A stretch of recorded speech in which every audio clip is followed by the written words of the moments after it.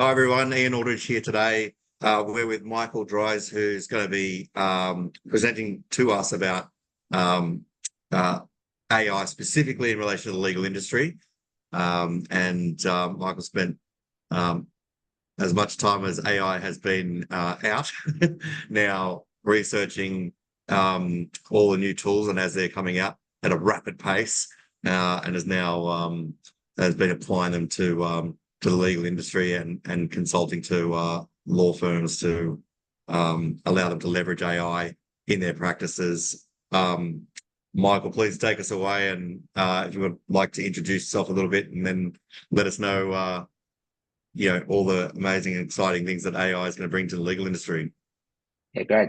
Thanks, Ian, and thanks for asking me to be involved today. So I'm one of the co-founders of Mirk AI, and we're an AI consultancy company that effectively specialize predominantly in generative AI, and I guess we'll get into what that is a little bit later, and have a particular niche offering for the legal industry. So my background prior to getting into tech about 15 years ago was an in-house legal role in a commercial development company.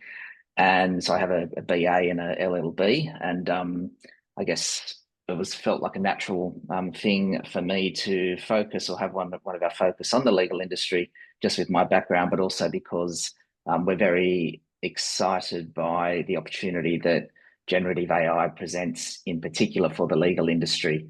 And so yeah, that's very much what our focus is helping lawyers and legal practices implement AI. And yeah, it's certainly a very exciting field because it's changing, as you've touched on. It's changing on a daily basis, and a big chunk of what our team do is first and foremost just staying up to speed with the changes and what's possible now, because unless you're really doing that as a full-time job, it's really quite impossible to keep up to date. And what we're finding is a lot of lawyers just don't know what they don't know, through no fault of their own, just by the sheer volume of how quickly everything's changing.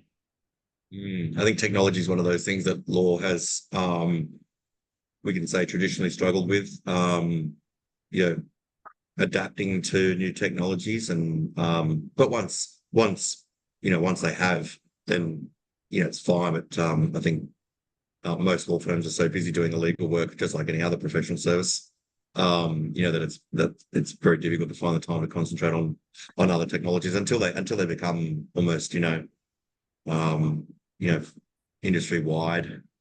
And I guess, are you seeing sort of the major adoption at the moment taking place, the top level firms that have got a large budget to dedicate to AI and have been able to be shown, I guess, the benefits of that, so that they've been able to, that's warranted the investment in it?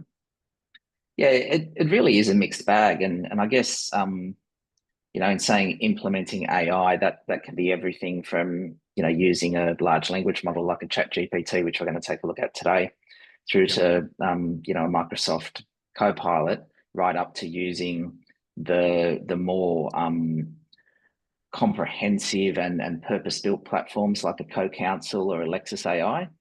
We're finding that certainly top end of town in terms of firms are more likely to use those platforms because, I guess first and foremost, just cost. It's very much a very new field, and I think the larger firms probably are focusing more on those platforms, whereas the small to medium firms are saying, I might use those platforms, but what can I do now as a way to test the waters and to do something that is either free or relatively inexpensive, but is a good way to start the AI journey, and build on that from there. Get some efficiency gains in their practice. Yeah, that's right, and in a way that is in a way that's safe and can certainly be controlled, and oversights are in place. And we tell all of our clients, both in the legal industry and generally, that the first thing you really need to do is have an AI policy. And that AI policy doesn't need to be a 20-pager that just, sits on a server somewhere and no one looks at. It really needs to be a living, breathing document that is reviewed and potentially adapted on a very regular basis, because the new technologies are coming out, so quickly. Yeah. And anyone that doesn't fall for, I guess, for anyone that doesn't follow it, it's really not an exaggeration to say each week that goes by, there's generally at least 2 or 3 major platform releases or major announcements of things. And that's why that policy document needs to really be a continually updated document. If you had Google Alerts turned on, you'd be pinged every 20 minutes. Yes. With more artificial intelligence. Great. Well, let's jump in. I'm excited to see what you can show us today. I know you showed me a little bit the other day when we were face to face, and that was it was super exciting. So I'm glad to share it here with everyone today. Great. I'll just endeavour to screen share.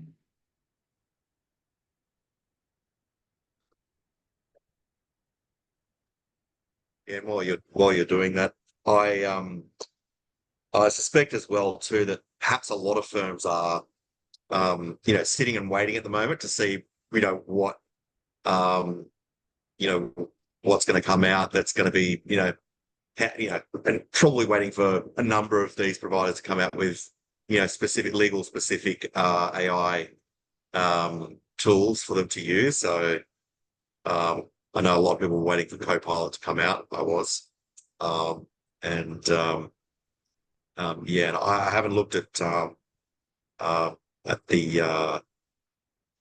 Thomson Reuters or the other. Yeah, so there's Lexis, Co-Counsel, White yeah. Law, Lexis AI. There's a few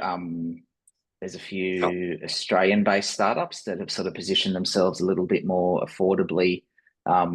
So something like a platform called AI Legal Assistant is good, and it's a good mix between, say, the budget required for a co-counsel and just using like a free or relatively inexpensive ChatGPT. Excellent. All right. Okay, so yes, the topic of today's presentation is how lawyers can best leverage ChatGPT. So it's a particular focus on large language models. So we look at ChatGPT, but also a number of others as well. And one of the things that we tell all of our clients is ChatGPT is the one that gets all the media, and look, it's partly justified. It's got first mover advantage. It's a great platform and will always perform in the top 2 or 3 at least of all of the different ways that these language models are measured and assessed. So it certainly should be a part, but it is only one of many, and there's often ones that are a little bit more nuanced and might suit practices to at least have a multi LLM approach. So in preparing the presentation, I've tried to not get too technical and not geek out on it. I've tried to actually give some real world examples of what lawyers and practices can do, from today to start experimenting with ChatGPT. So as we've said, the legal industry is often cited as one of the industries most likely to be disrupted. And as part of our job as AI consultants is we literally spend hours, and our team spends hours a day keeping up to date with all of the developments.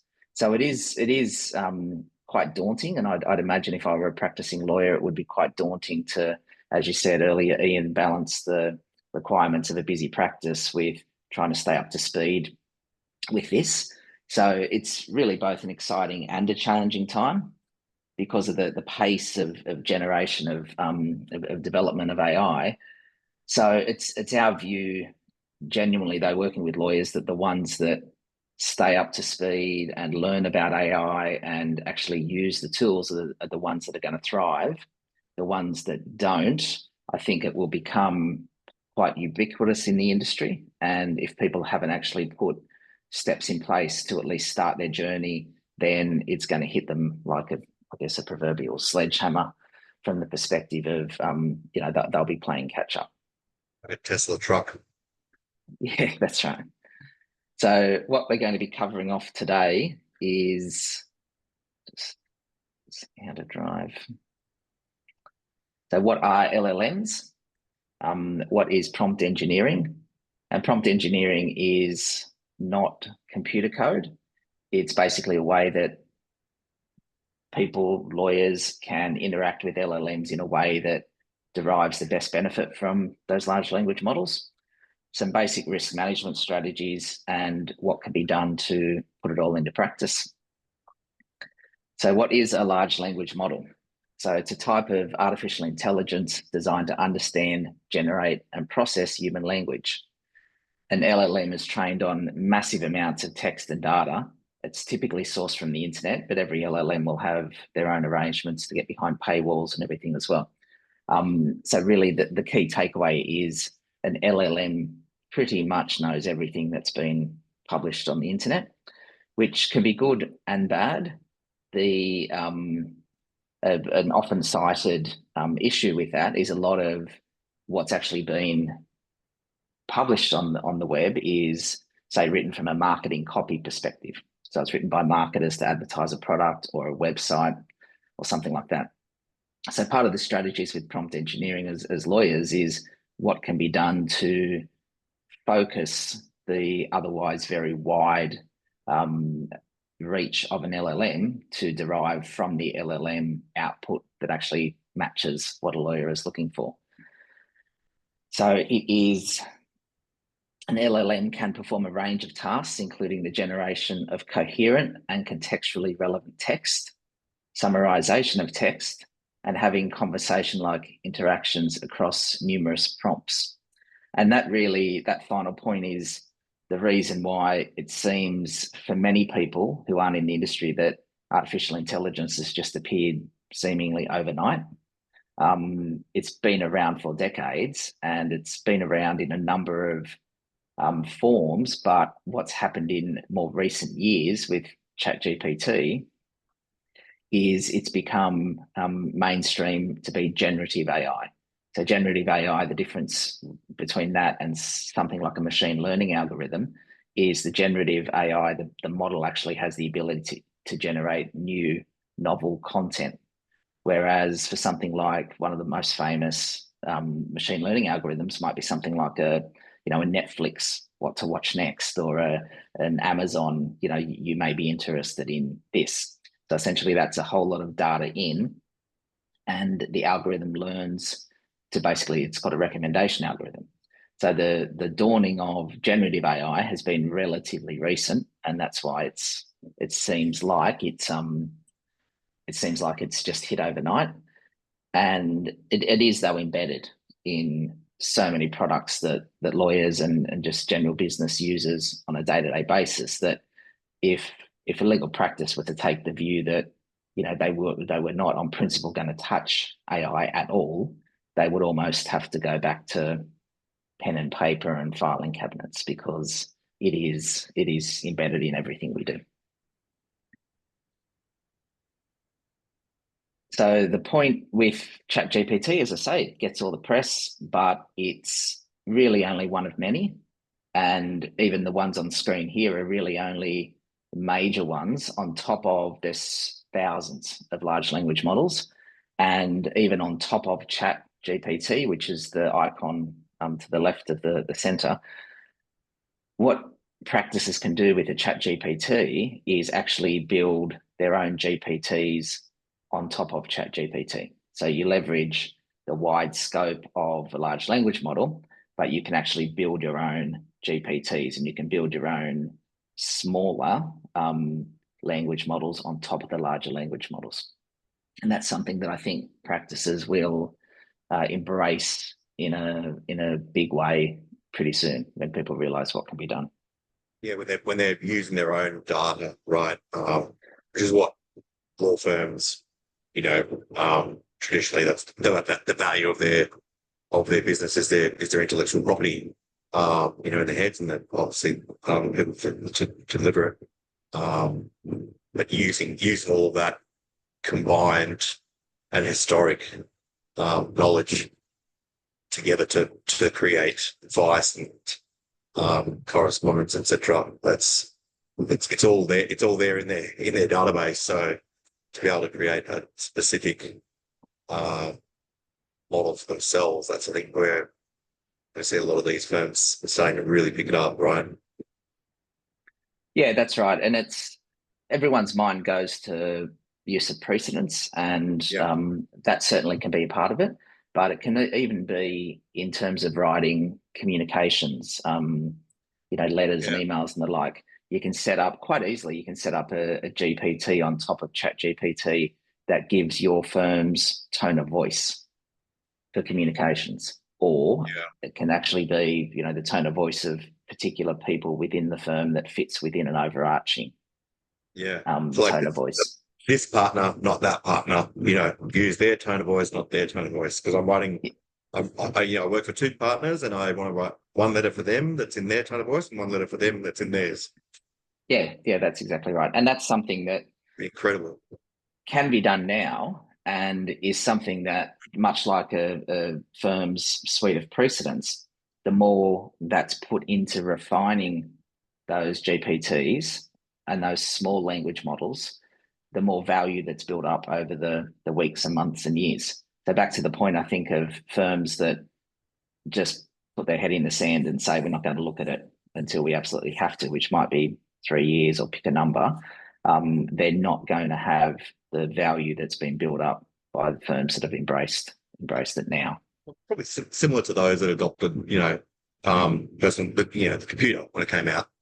I'd imagine like those firms that really embraced that and did that quickly probably had a very big head start on others that waited for the industry to adopt generally. Yeah, exactly right.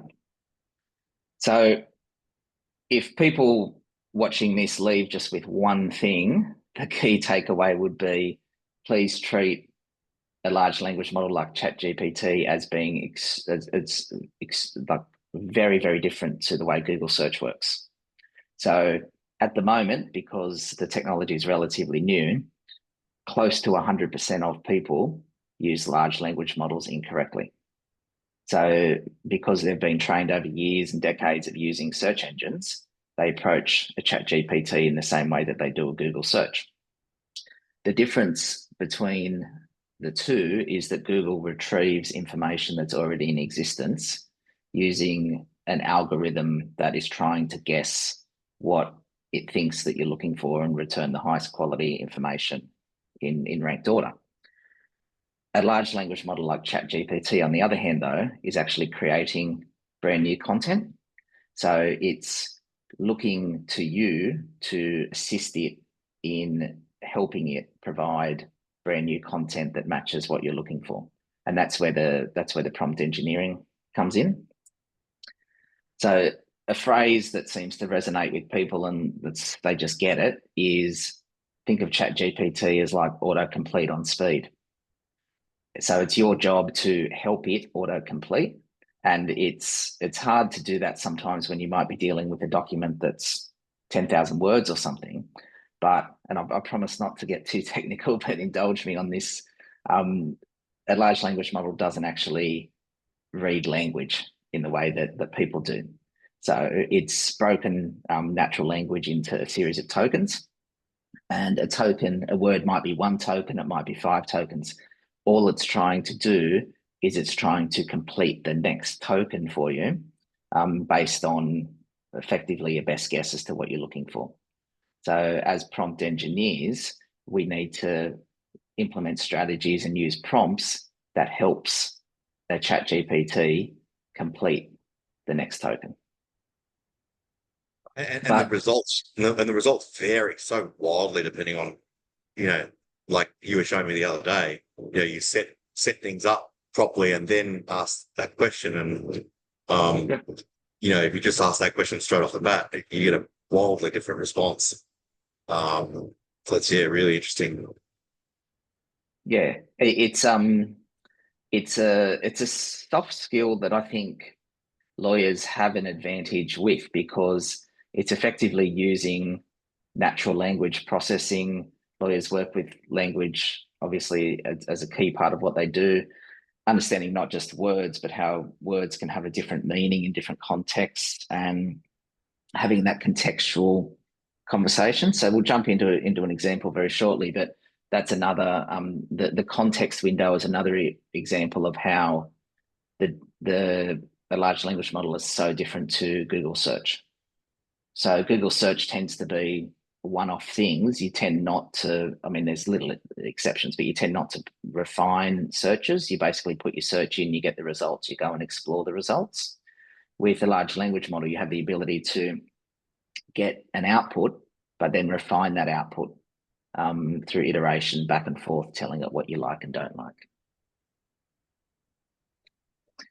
So we've covered, I guess, part of this. I won't read it all, but yeah, prompt engineering really is key. And I'd make the point it's different to engineering in terms of a computer sense. So one of the beauties of a large language model is don't scare every lawyer out there. We're gonna have to become engineers as well. Yes.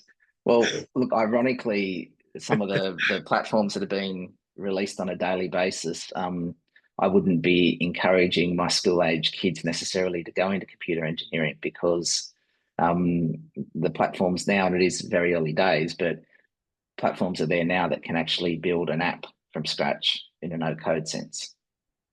So it's sort of come full circle, really. The lawyers and humanity degrees are winning again. So some of the examples, and it's not by any means an exhaustive list. So we have a basic introduction to prompt engineering course that has, I think, 16 prompt strategies that we go through, but just wanted to use ones or highlight some today that are meaningful so people can use straight away. But they're also ones that just really drive home how you need to approach a ChatGPT. Very different to search. So I might jump in and I'll stop sharing this screen and start sharing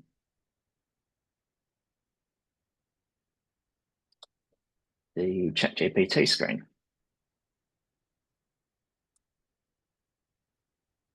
Yeah, I think I heard someone famous saying a while ago that they were saying to kids like, "Oh, we're definitely getting into like coding and all the rest of the stuff," and then maybe it was Jetson saying that NVIDIA, perhaps memory, he was saying I was wrong. Definitely, I would be telling kids to learn, not just languages, but also like just being able to converse with people, and that lots of those skills, like interpersonal skills, rather than code, because well, we've got a computer that will code for us now. Yeah, that's right. Okay, so you can see ChatGPT, I'm hoping. Yep, great. Okay, so yeah, the platforms I've chosen, or that's Perplexity actually. The platforms I've chosen to look at are ChatGPT, Claude, and Perplexity. So ChatGPT, as we say, is the one everyone knows. And if people have a 3 LLM strategy, I don't think I've ever recommended that ChatGPT isn't part of the top 3. Typically, when dealing with clients, we tend to land on 3. So if people can use 3, and I'll show how you can sort of use interact between the 3 and swap content between to get the most out of it. So that's ChatGPT. This is the paid version, which I think is $30 US per month.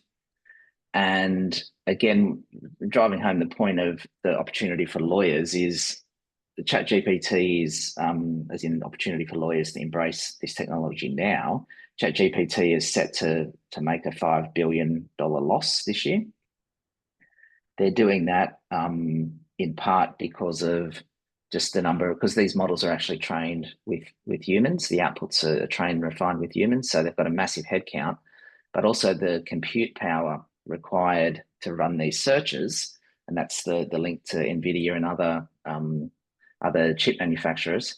The cost to run these services is phenomenal.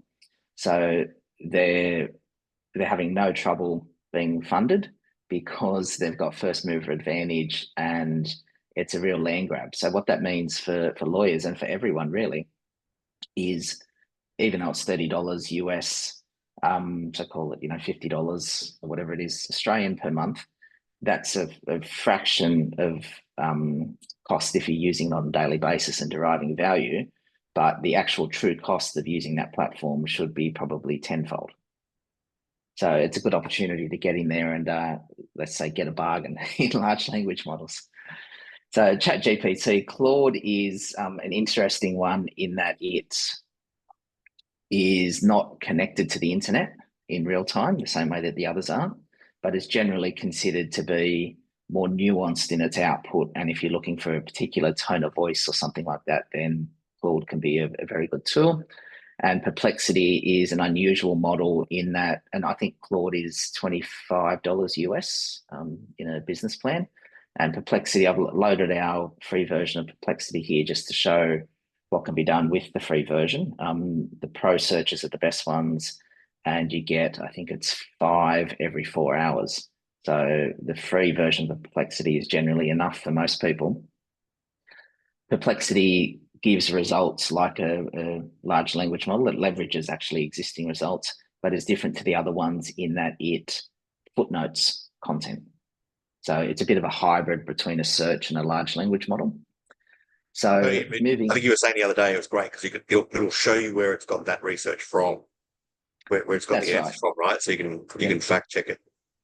And you can do things like you can define its focus. So you effectively define focus for an LLM partly through prompt engineering, but with Perplexity, you can actually say, if all you're interested is academic papers, then here it is. If you're doing something for marketing and you're interested in a social media post, then you can limit the search or greatly weight the search results and output to things that you can focus on there.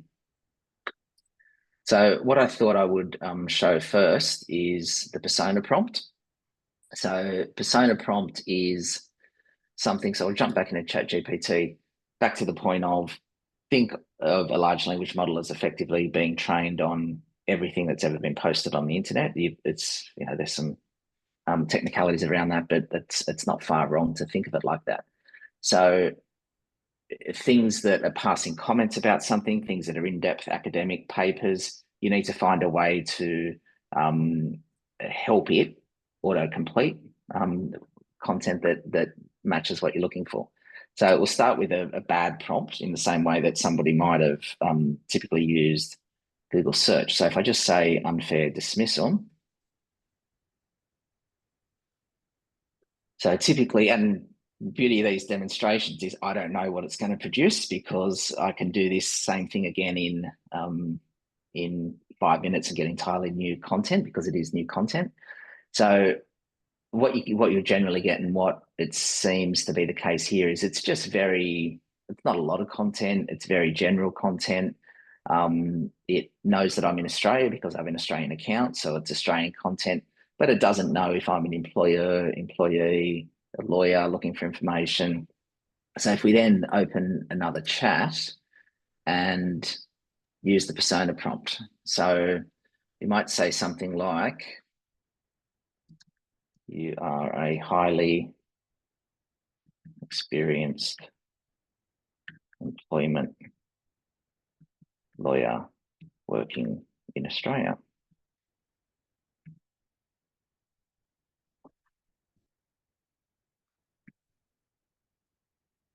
Okay, so what you've done there immediately is you've partly refined the scope of all the information that's there. So it's going to generate content now on the basis that it is a highly experienced employment lawyer. Now, a lot of people that have done anything with prompt engineering, they know the persona prompt. That's kind of engineering 101. That's better than nothing, but as in the prompt I've done is better than nothing. But if you were to want to build something that you could use over and over again, the best thing you can do is a thing called few shot examples. So it's called a few different things, but effectively where you say, you start to set a tone of voice as well. So I won't do that today, but I'll touch on that and just say the way that you would do that is you would say, here are, say, 3 examples. It's a good start. 3 examples of written material pay or please read and pay attention to sentence structure, possibly punctuation and word choice. And then you would go in and actually upload 3 examples. Interestingly, there's been some recent studies that have suggested, and one was from Stanford, that suggested that being polite to an LLM and encouraging it to take its time actually generates better output as well. So I'd probably write something like, please take your time. And then what you do, as I said, I'm not going to do it now just for time, but when you're posting examples, it's really good to use some sort of mark that denotes these are examples. So you might say example 1. So you post example 1 there. Because what happens is if you don't do that, it's generally pretty good, but if you don't do that, it might think the examples are instructions or effectively prompts coming from you. So if you were building a persona prompt that you wanted to add value to, you'd be continually feeding it with these examples. And then as it gave content, well, I'll show an example later, as it gives content, you continually refine with better examples. So that's a demonstration as to how you can actually build value in your own persona prompts. So we'll keep it somewhat simple for today's purpose though. And so I've just for time, so you don't need to watch me type. I've pre-typed some prompts. Just find them.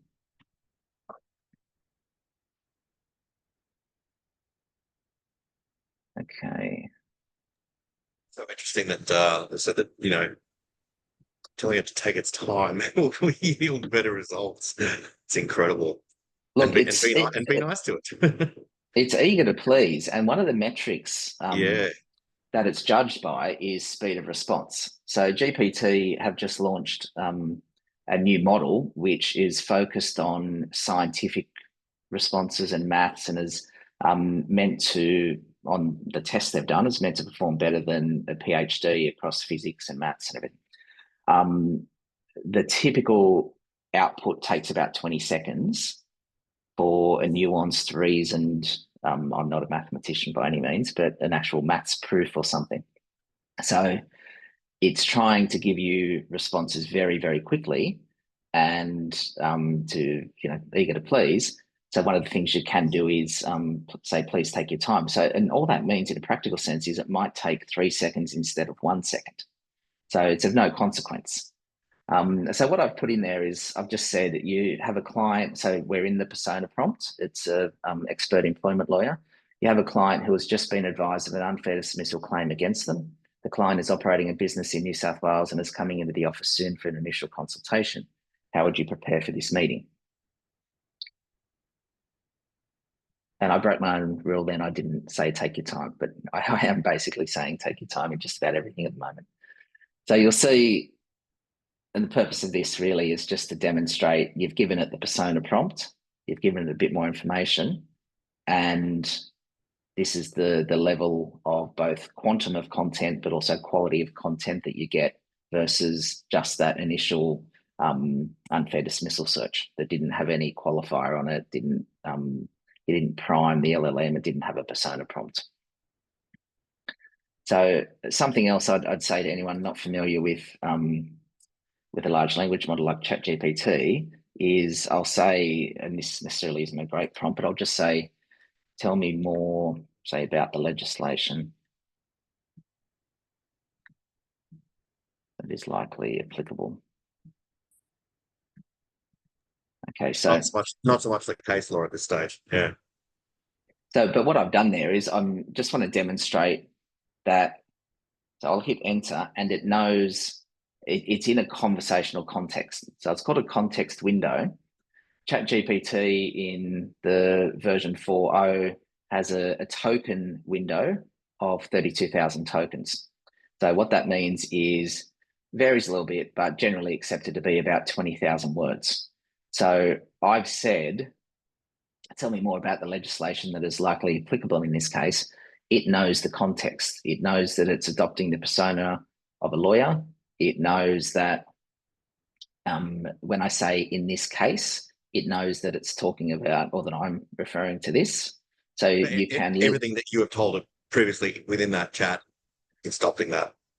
Provided it's within, give or take, the last 20,000 words, right? It remembers that.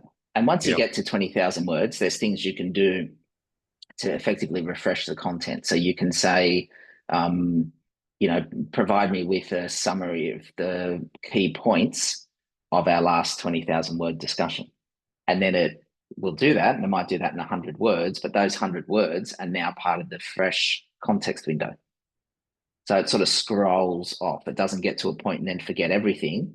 It will remember up to the next 20,000 words. And the context window is, or the memory is different across every platform. So again, not getting too technical, but one of the things you should do if you're working with really long conversations, long documents, it's good to get an understanding of what context you're working with, what sort of memory you've got. So that's effectively the persona prompt. So it can be used in a range of ways, but pretty much it's a good starting point just to narrow the focus. It doesn't need to be used as in a persona prompt for what you're looking for. You can use it as a brainstorming tool. So you can, ask it to be a consultant. You can, it's not as good a consultant as us, but it's a good tool. You can ask it to be a consultant. You can ask it to be a judge. You can ask it to be an opposing counsel. You can use it as a devil's advocate type role. And it's often worthwhile to do that. So you can have the same set of facts, but get it to be 3 or 4 different personas and assess the output based on those different personas. So I thought I'd move now to, after persona prompts, we'll go, okay, so yeah, one thing I'll do there is I'll say, again, it's a bad prompt just to demonstrate a point, but I'll say, I forgot, bear with me, I'll just find these prompts. Okay, so if I say something like, I forgot to mention that the employee is a New Zealand citizen living in Australia. So my employment law understanding is that shouldn't really matter.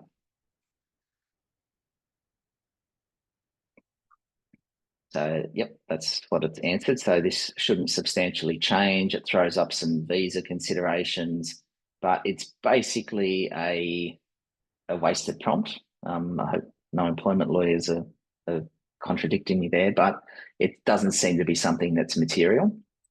So it's a waste of memory. It's a waste of the context window. And one of the key things you can do in prompt engineering is to keep the LLM on point. So people will sort of cite, wildly fanciful outputs sometimes, and they're called technically hallucinations, where it just totally misses the mark.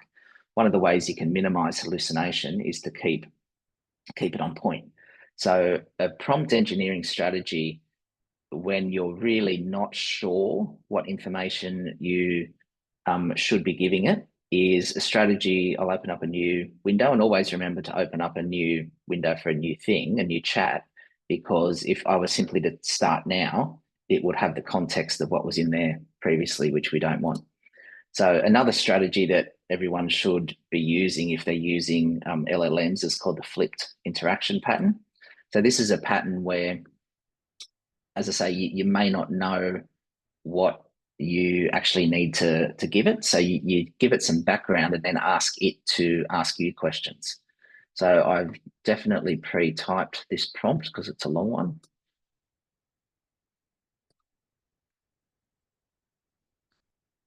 Okay, so the prompt is a client who is a small business owner who has been advised of an unfair dismissal claim.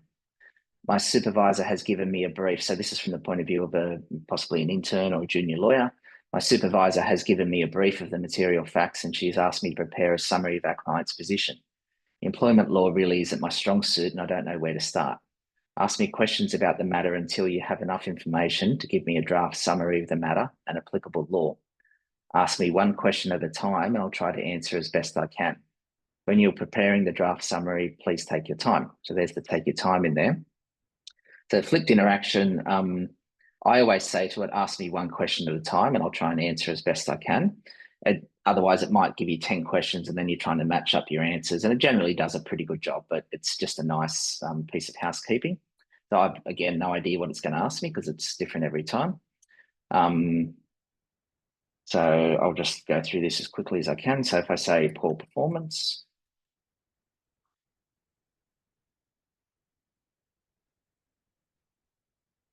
any formal performance management process, let's say 3 meetings, 1 written warning,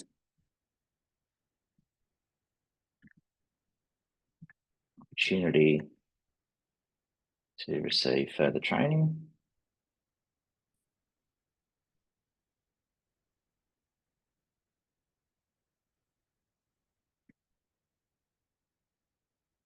So 3 months were given.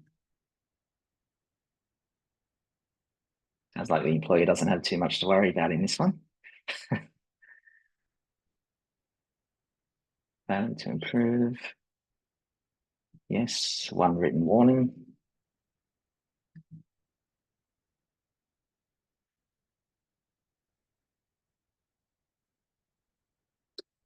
One warning letter.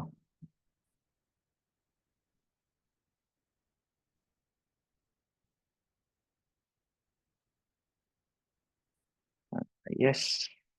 Got the unfair dismissal exemptions for small business. Yeah. Yeah. Always stuff you really have to, double check. Don't. I think that's one thing that the junior lawyers need to really, really be careful. And we've seen really have to double check everything that comes out. That's right. And it's Use it as a guide only. Yeah, it goes to the point of, we always say to people, treat it as in the same way a senior lawyer, a partner would supervise a junior lawyer, a summer intern or something like that. So one more important question, how long had the employee? So I'll say 3 years and 6 months.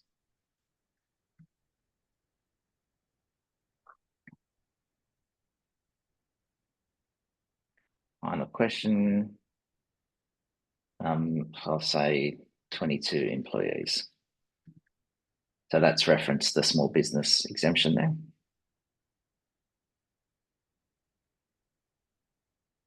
So here's a draft summary.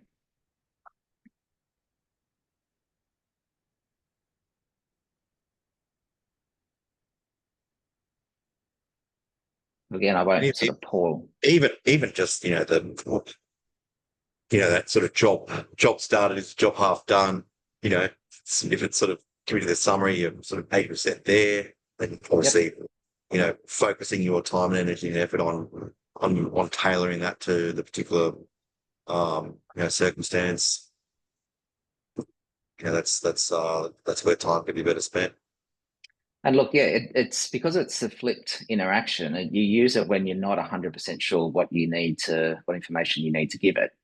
And so again, it can be a good brainstorming thing because it's, oh yeah, I hadn't thought about that or something like that. So just the next one I thought I'd show is a bit along those lines. So it's called an alternative approaches pattern.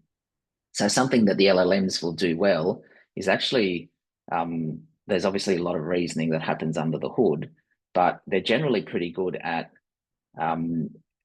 displaying that reasoning if you ask it, or to look at things in multiple different ways. So not just, if you don't ask it, it will just generally give one output, but you can actually say, give me a range of different options. So I've pre-typed a prompt again.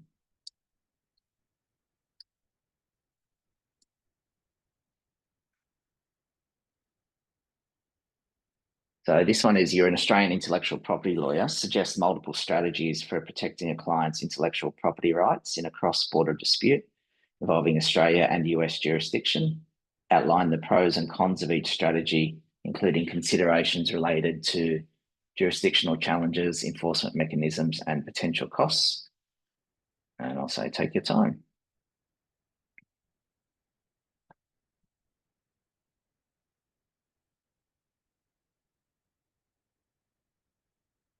So this is in Claude, and Claude, you'll remember, is the one I said is a little bit more nuanced and often better for writing in particular tones of voice.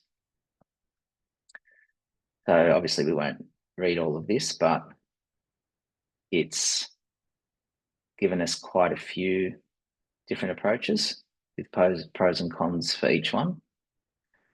So that's what, 2, 3, 4, 5, 6 different approaches. And another thing Claude is generally pretty good at doing, so I didn't ask for this, but it's generally pretty good at overstepping in a good way. So it's given the different strategies and pros and cons, but it's actually given a little bit of advice as well across each of those strategies.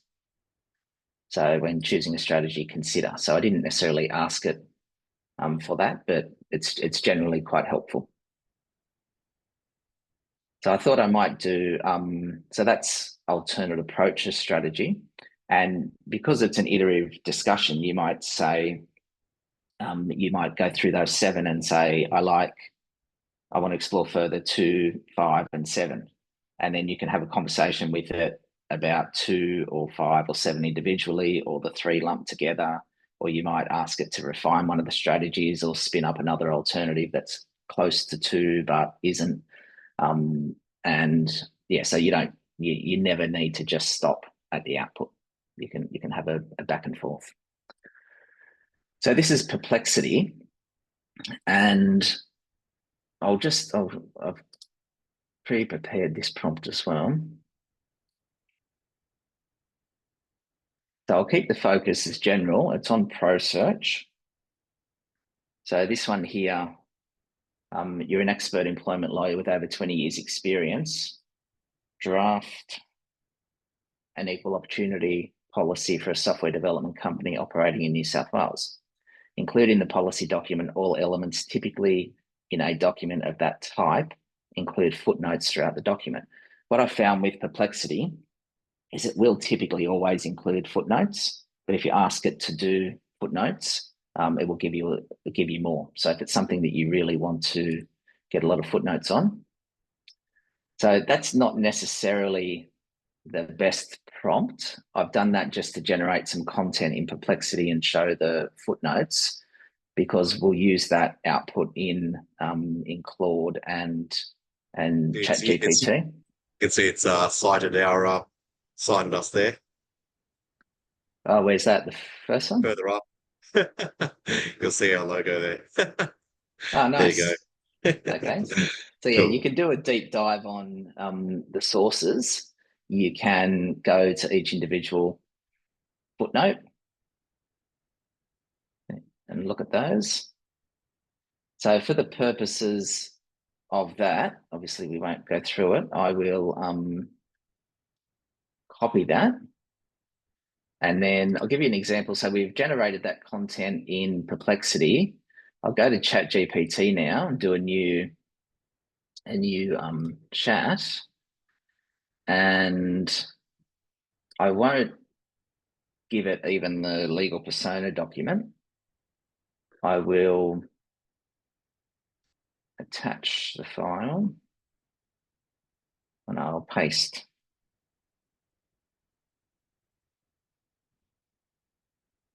Okay, so I'll paste that. And then I'll say, so in all the LLMs, they're all a little bit different, but there's ways you can just copy and paste or attach files. So I'll paste this prompt. So I'm not pretending to be a lawyer or not adopting the persona. I'm just doing I'm generally happy with this document, but I would like you to add anything you think should be included. We are a software company based in New South Wales. also, can you remove the footnote numbers? So you can use any of the LLMs as a bit of a text editor. So it's quite laborious. It would be quite laborious to go through and do that manually. And so now it's working, and you can see how quickly it does that, and it really just tidies up the document. So what I did there, I copy and pasted the whole context. So it had some markups that wouldn't have been really usable as a policy document. It's tidied that up to be something that's really quite usable. So I'll just let it finish, and it's suggested additions and improvements. So obviously you would read that document closely, but assuming that we liked all of it, I might say, go ahead and make the recommended additions and improvements.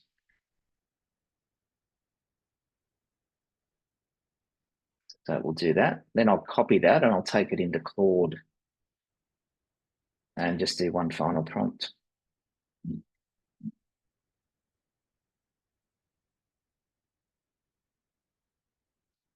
Okay.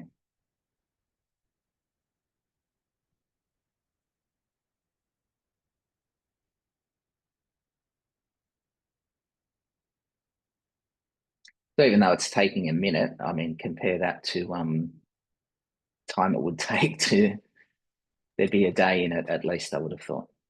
Yeah. So I'll just copy that. I think everyone was blown away when they first saw ChatGPT. I also saw a diagrammatic sort of comparison between GPT-4.0 and 5 the other day. Like the amount of data that it's trained on. Yeah. And it's like the Earth compared to the sun. You know, it's we all thought, you know, GPT-4. I mean, the comparison between 3 and 4 was like that as well. So, oh goodness, what's coming? Yeah, and it's point I'd make on that is it's not just size of the model. So a lot of people, you hear a lot of people say the future of large language models is small language models. So oftentimes one of the problems with a large language model is it's trained on so much, and it takes because what we're using here is we're using the direct interfaces. So the vast majority of usage for a lot of large language models is actually apps that make API calls on the language model. And so for that, speed can be a real consideration. So one of the things, it's sort of finding because even ChatGPT run light versions. So they don't have anywhere near the size, like the parameters of GPT 4.0, but for the particular use of the app or the business, the lighter versions are a better fit because they're quicker and they're significantly cheaper in terms of API calls. So I'll just paste this in. So we're a software company based in Sydney. We have this EEO policy. Our company prides itself on being an edgy, dynamic startup. We have a fun workplace. We know that EEO is a serious matter, but the tone in which the current policy is written doesn't match who we are. Can you rewrite it in our tone while still keeping all of the important legal elements of the EEO in place?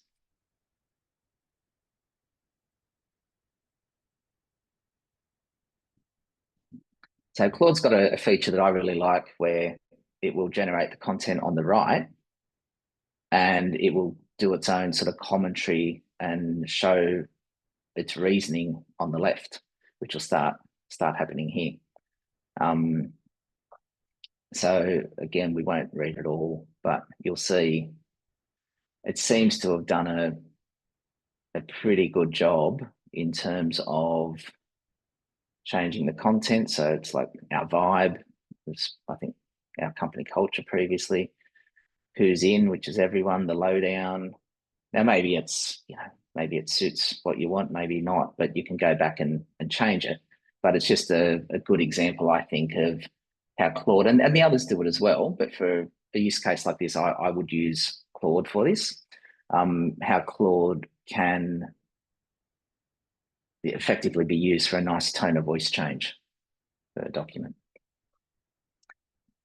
And that really, I guess I did the three just to show how you can take content from one that you might want to footnote, you can add some things, and then you can change tone of voice. And so it's good to have a multiple LLM strategy. But yeah, I mean, that seems to have done a pretty good job. So that's the end of the demo part. So how are we going for time? A little bit of time remaining.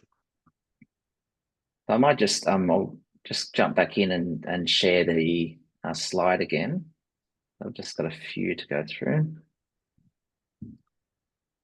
Yeah, thanks for giving some demonstration. That's obviously a really practical way of showing everyone what prompts to use. I think that's, definitely people are sort of like, they're really fumbling their way through, as I wasn't certainly for a long time there, trying to work out how to get the best response.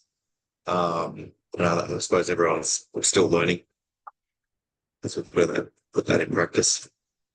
And it changes all the time. So partly because the models change, but also because people are discovering new strategies, and none of it's engineering. Like obviously, if I'm next driving over a bridge, I want it to have been designed by an engineer that has predictable outcomes, and that's not the case for LLMs for multiple reasons. As I say, they're releasing different models, they're changing how things work, but people are discovering new things, like the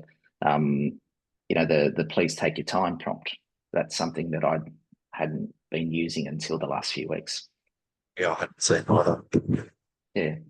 So just the risk mitigation strategies. So the Law Society of New South Wales have been quite proactive. They've released an AI glossary. I wrote an article on it that the Law Society actually approved of, which is good, where they're being very proactive, and there's not yet any specific guidance that handles generative AI specifically. It's generally considered to come under a practitioner's obligations to confidentiality, act in the best interests of clients, not mislead the courts. What that means is, back to the policy, it's really important that there is a living, breathing policy document that everyone in a practice from day one, be they interns or new employees, can come in and go, here's what I can and can't do. Very important we touched on it, adopt that supervisor approach to generative AI. It's not perfect. It's potentially a phenomenal tool. When even used badly, it's a tool. But with prompt engineering skills and having the right strategies and policy in place, it can be a very effective tool, but it's something that needs supervision.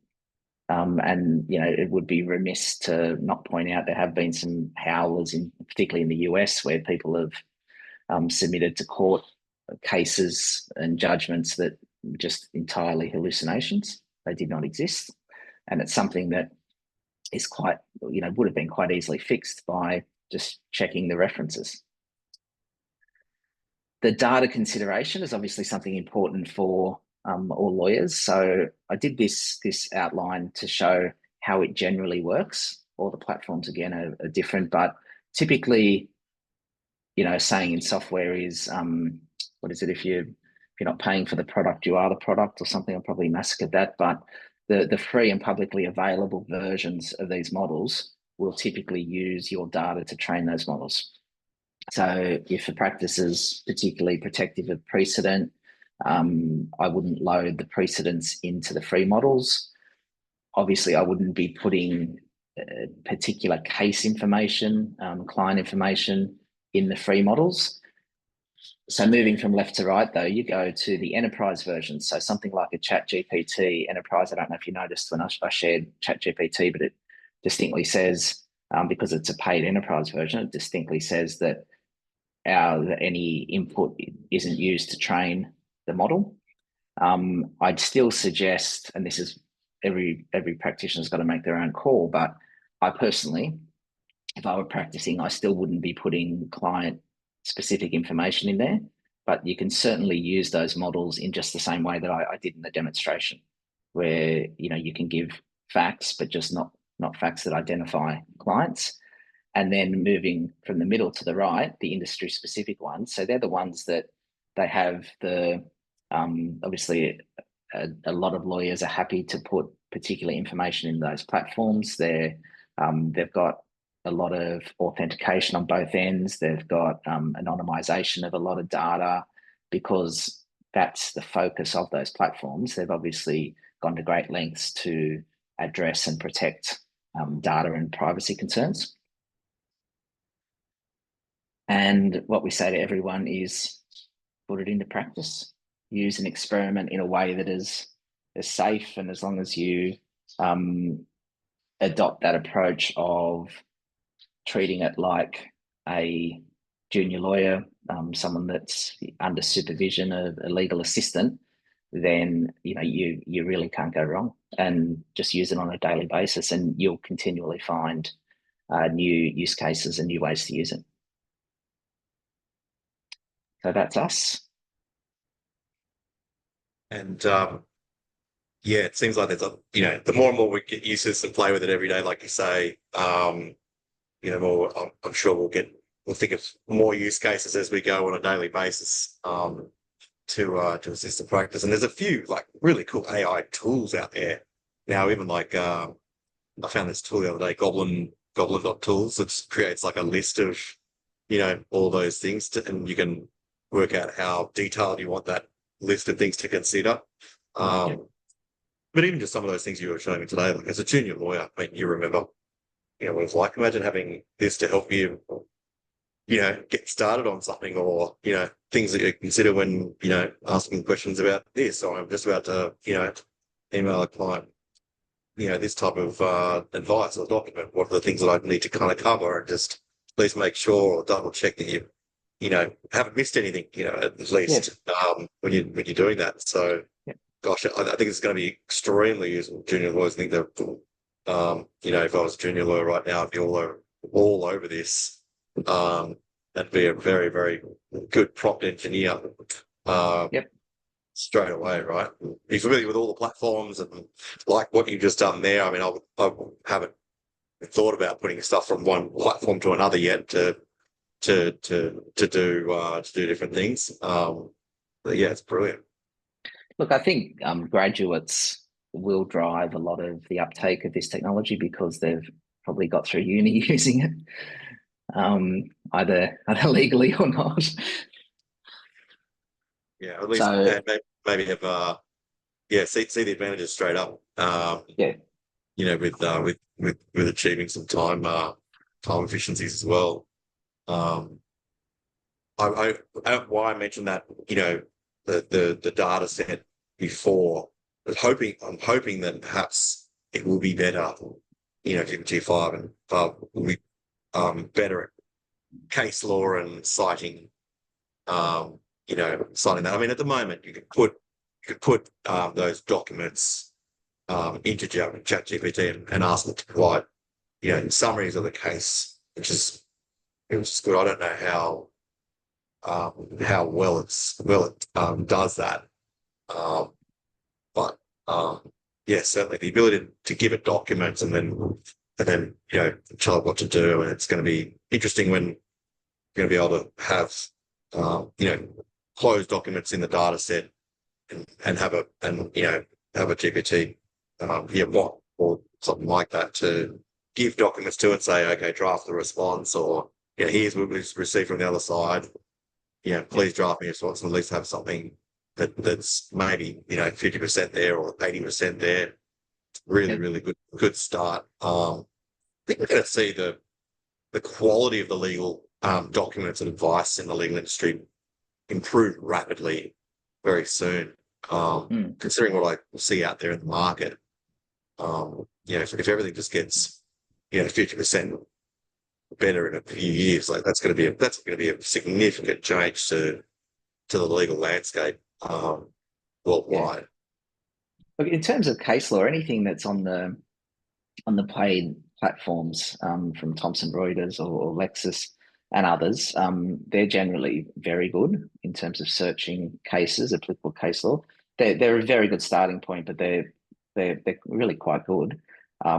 If a practitioner isn't using those paid versions, then things can be done with. I wouldn't go to Claude for that, because Claude is, as I say, not plugged into real-time internet. So the way it works is all of the language models have what's called a knowledge cutoff date. And that knowledge cutoff date is where they've said, okay, we're stop scanning the internet. We're going to pull back and actually test it. And they get human beings to refine the output. So they just run a whole series of tests. That knowledge cutoff date for something like Claude is a hard knowledge cutoff date, because it can't supplement its shortcomings by tapping into the internet. So, and the cutoff date, can be a year or more. So for using the LLMs as a tool for case law, I would be doing that if I wasn't using a Lexis or a Thomson's product. I'd be using ChatGPT, and I didn't showcase this as an example, but ChatGPT, because of its Microsoft owns 49% of ChatGPT or OpenAI. Now they're plugged in via Bing. And so what you can do is the prompt engineering strategies to actually browse with Bing. So if you need the latest information, you do a strategy that says you do your prompting and you say using browse with Bing, and then you define how you want it to browse with Bing.